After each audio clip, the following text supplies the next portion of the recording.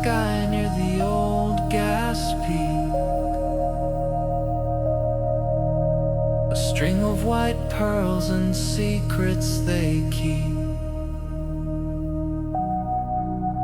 They fly in so slowly, a deliberate pace, on final approach to that forbidden base.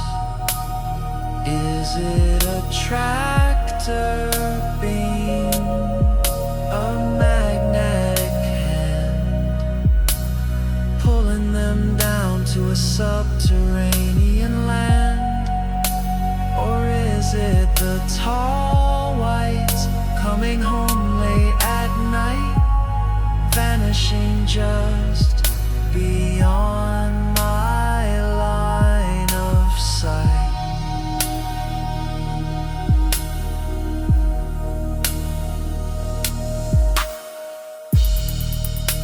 I track them for miles, then they disappear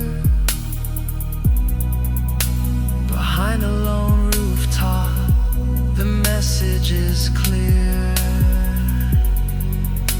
They never come out on the other side of the frame, whispering a silent secret name.